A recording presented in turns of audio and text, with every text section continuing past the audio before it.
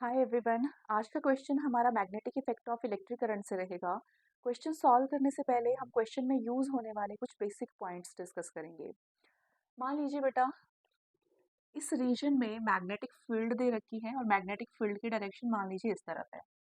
इस रीजन में हमने एक चार्ज को प्रोजेक्ट किया और जो चार्ज है वो मान लीजिए वेलोसिटी v के साथ मूव कर रहा है। ठीक है, तो इस मूविंग चार्ज पर ये जो एक्सटर्नल मैग्नेटिक फील्ड होगी, ये एक्सटर्नल मैग्नेटिक फील्ड फोर्स लगाएगी एंड फोर्स की वैल्यू होगी Q V B sine theta के इक्वल।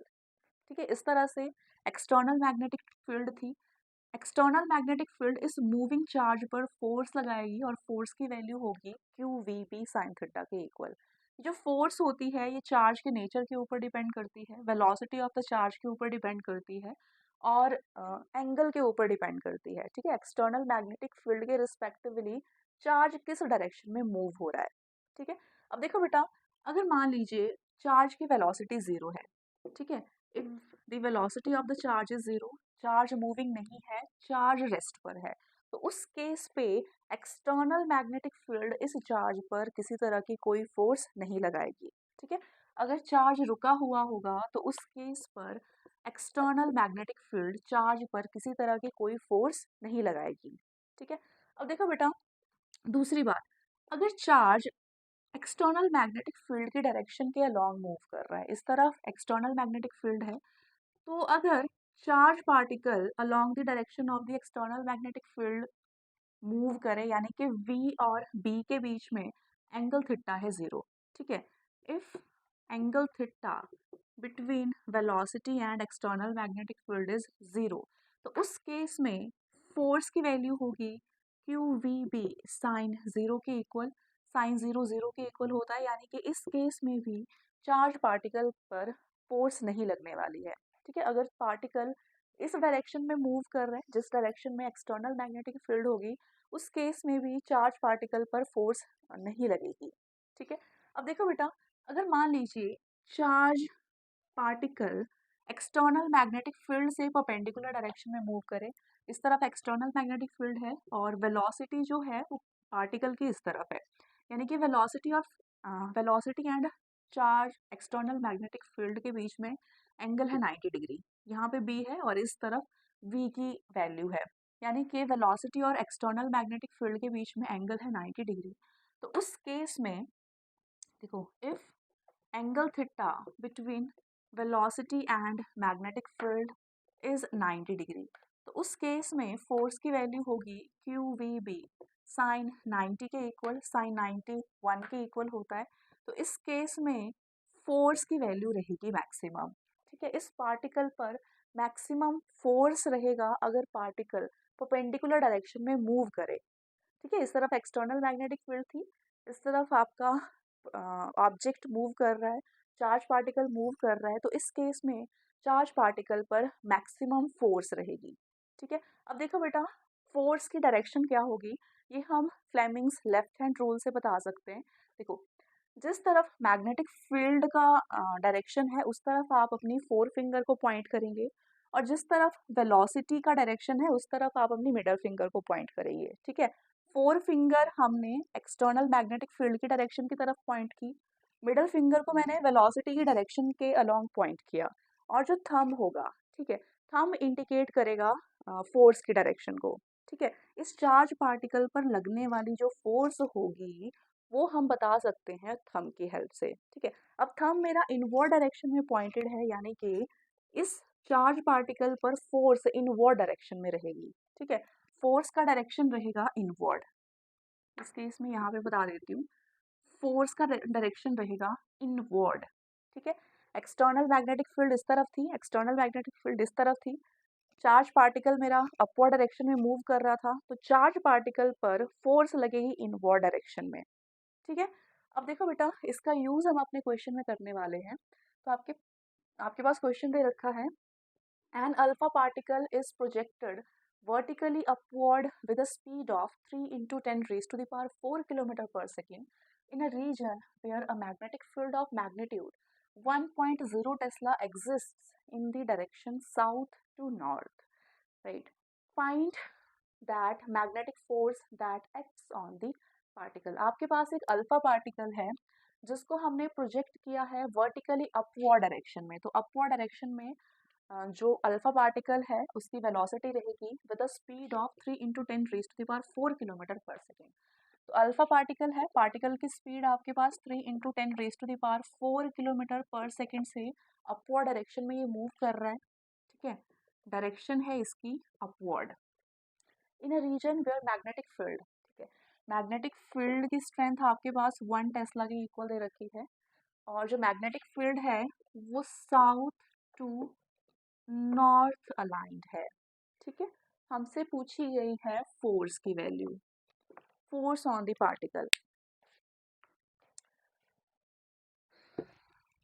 राइट, फोर्स की डायरेक्शन आप राइट हैंड थंब रूल से भी निकाल सकते हो।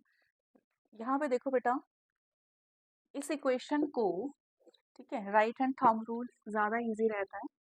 इस इक्वेशन को हम F is equals to Q into V cross B से भी शो कर सकते हैं। ठीक है, वी क्रॉस बी आपने क्रॉस प्रोडक्ट में देखा होगा, वी क्रॉस बी, वी से आपने बी की तरफ जाना है, वी से बी की तरफ जाना है, जो थंब है वो इंडिकेट करेगा फोर्स की डायरेक्शन को। तो वी से बी की तरफ जाइए, वी क्रॉस बी, और थंब जो होगा वो पॉइंट करेगा फोर्स की डायरेक्शन को। ठीक है, तो अगेन हमारा जो फोर्स का डायरेक्शन है वो इनवर्ड आएगा, चाहे आप फ्लेमिंग्स लेफ्ट हैंड रूल का यूज़ करें या फिर आप राइट हैंड रूल का यूज़ करेंगे, दोनों से आप फोर्स की वैल्यू निकाल सकते हो। ठीक है, अब देखिए क्वेश्चन में आपके पास इस तरह से मैं एक प्लेन शो करूंगी, ये मान लीजिए प्लेन है, राइट, इस तरफ ईस्ट, इस तरफ वेस्ट, इस तरफ नॉर्थ एंड इस तरफ साउथ। ठीक, तो यहाँ पे अल्फा पार्टिकल जो है उसको हमने वर्टिकली अपवर्ड डायरेक्शन में प्रोजेक्ट किया है, यानी कि जो अल्फा पार्टिकल है वो अपवर्ड डायरेक्शन में प्रोजेक्टेड है। ठीक है, वेलोसिटी अपवर्ड डायरेक्शन में है in a region where a magnetic field of magnitude exist in the direction south to north.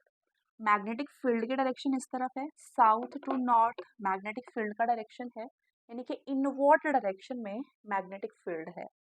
ठीक है, तो मैग्नेटिक फील्ड की डायरेक्शन इनवर्ड है, साउथ टू नॉर्थ गिवन है।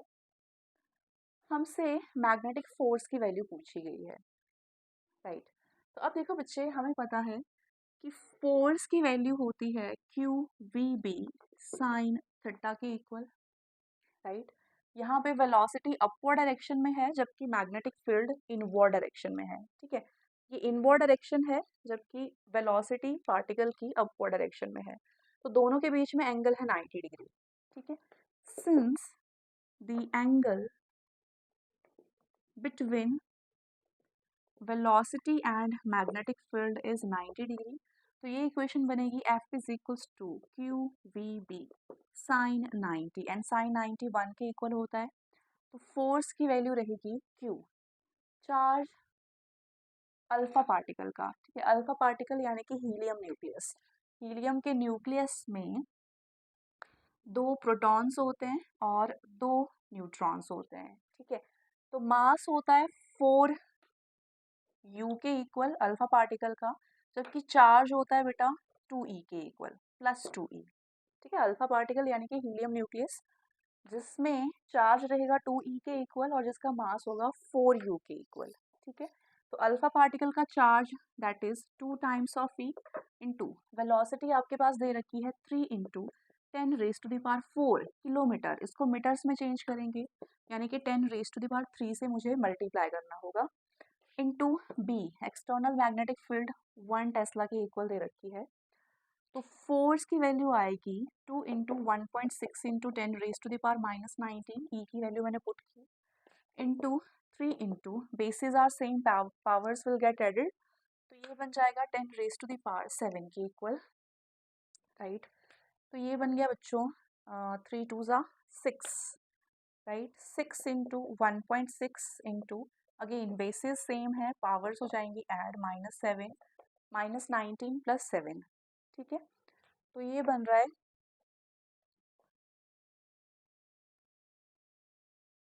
9.6 into 10 raise to the power -12। ठीक है, ये आ रही है फोर्स की वैल्यू। ठीक है, सो इस चार्ज पार्टिकल पर फोर्स का मैग्नीट्यूड रहेगा 9.6 into 10 raise to the power -12 newton के इक्वल, राइट।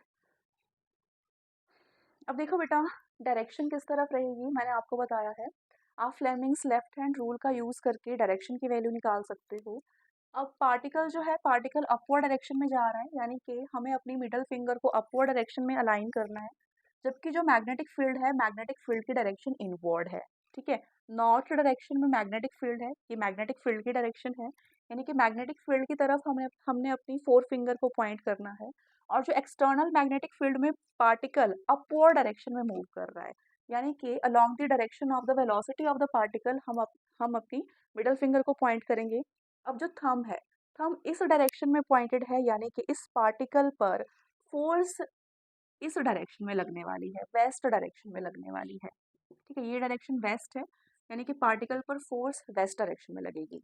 ठीक है, इस तरह से मैग्नेटिक फील्ड थी, मैग्नेटिक फील्ड में पार्टिकल अपवर्ड डायरेक्शन में मूव कर रहा था, तो इस पार्टिकल पर फोर्स वेस्ट डायरेक्शन में लगेगी।